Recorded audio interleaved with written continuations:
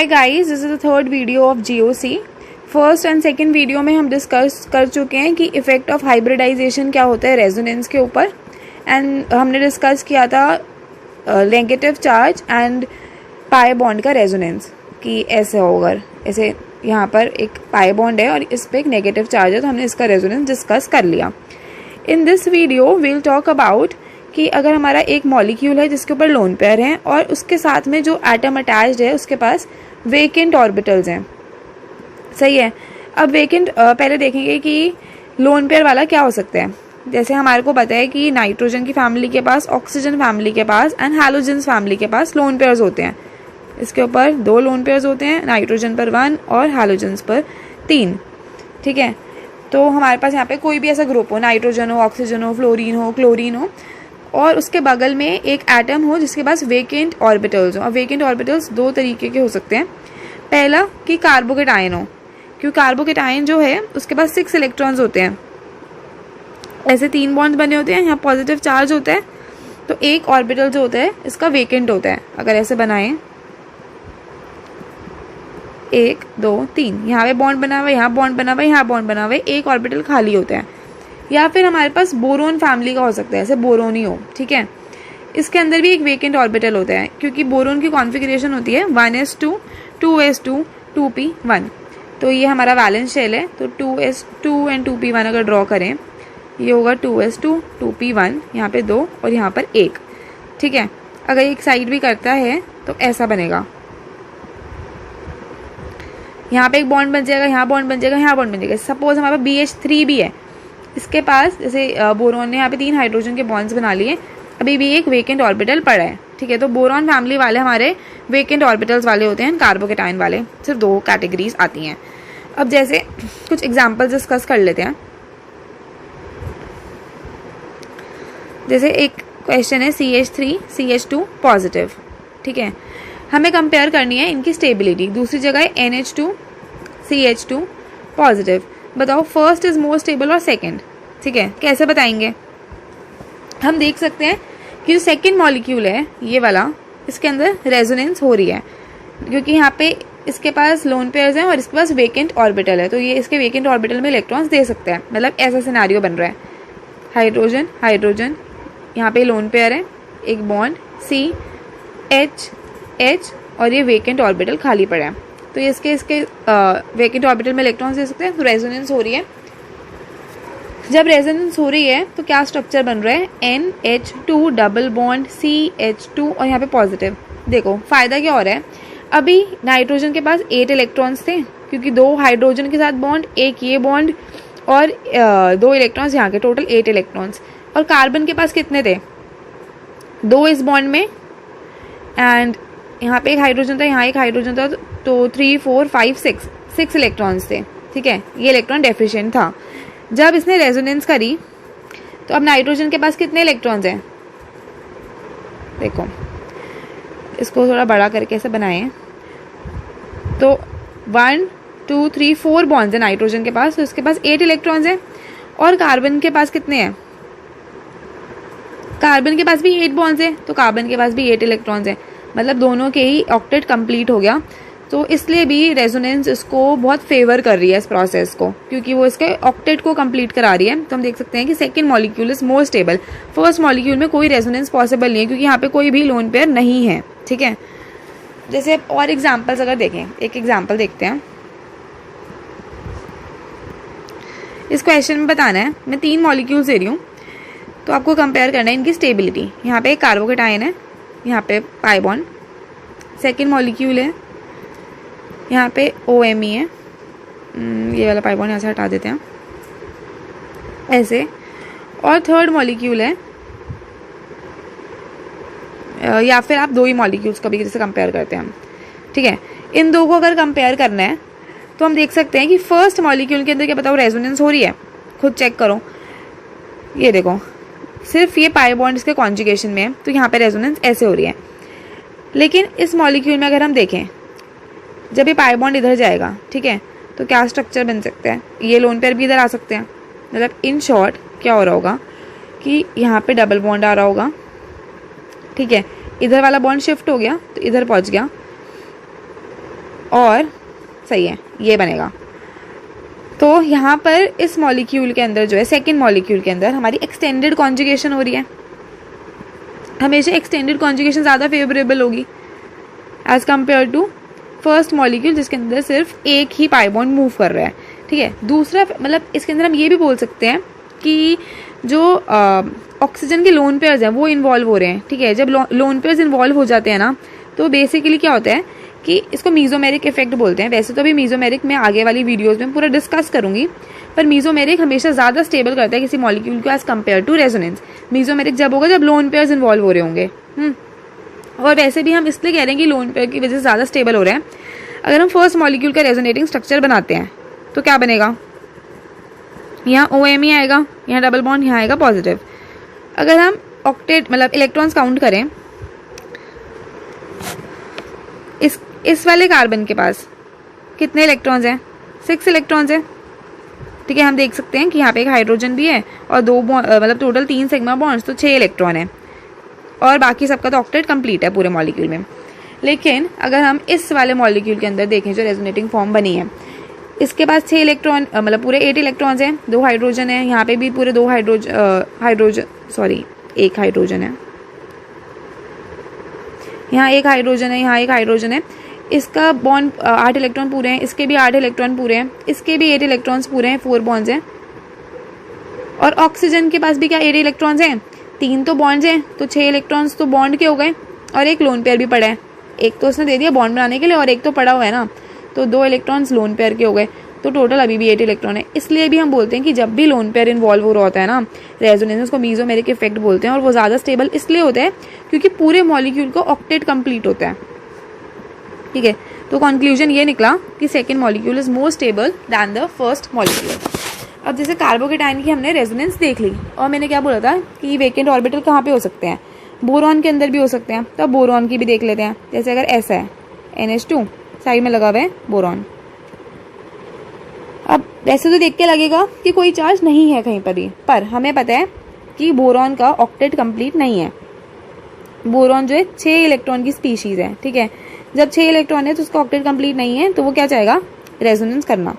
तो यहाँ पर इसका एक वेकेंट ऑर्बिटल पड़ा है, तो नाइट्रोजन के वेकेंट ऑर्बिटल में इलेक्ट्रॉन्स देगा और रेजोनेटिंग स्ट्रक्चर बन जाएगा NH2 डबल बॉन्ड BH2, यहाँ पे पॉजिटिव।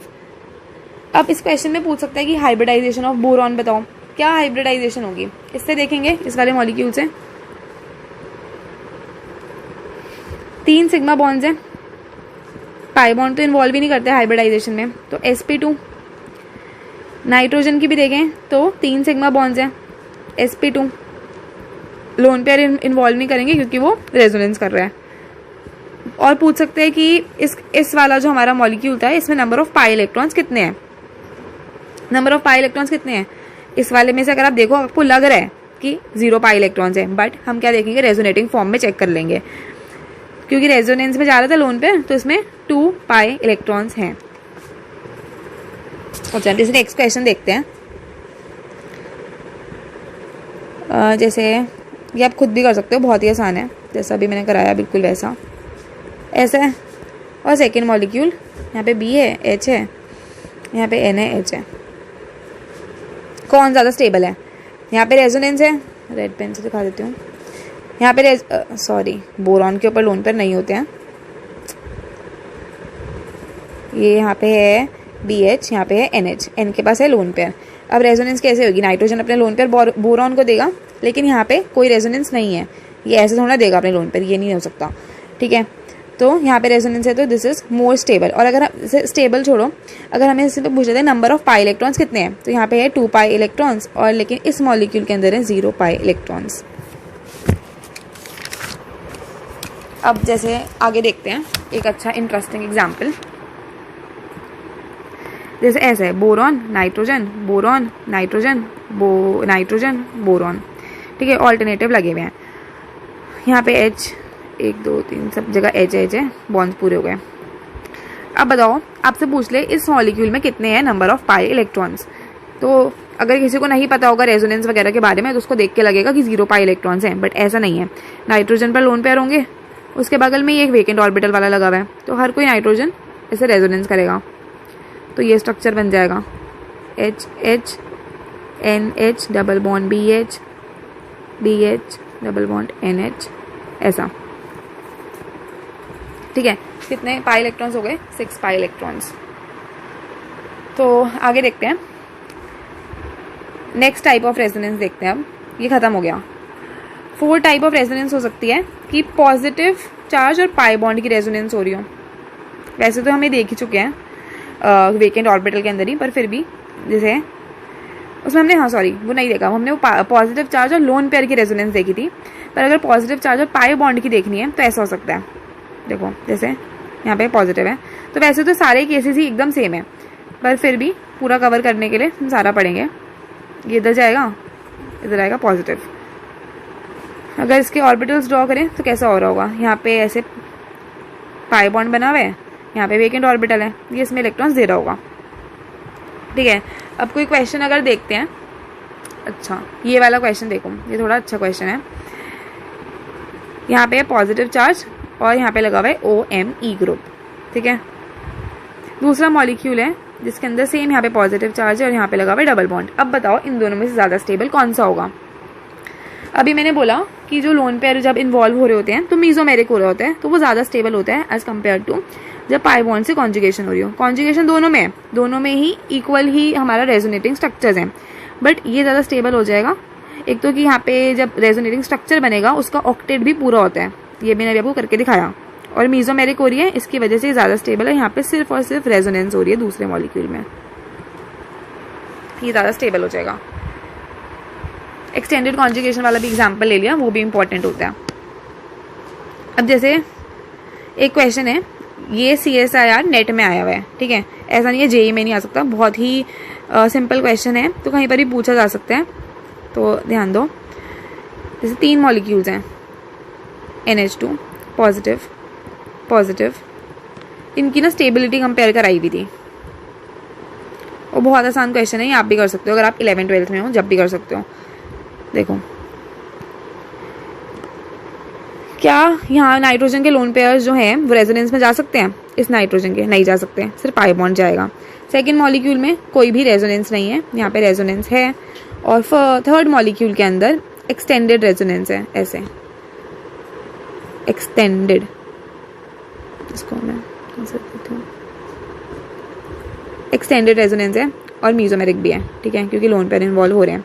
तो सबसे ज़्यादा स्टेबल कौन सा हो जाएगा? ये सबसे ज़्यादा स्टेबल, सेकंड नंबर पर ये और थर्ड नंबर पर ये। यही क्वेश्चन पूछा, बताओ। That was so simple. Next हम देखते हैं कि अगर रेडिकल हो और साथ में हो पाई बॉन्ड तो उनका रेजोनेंस कैसे होता है।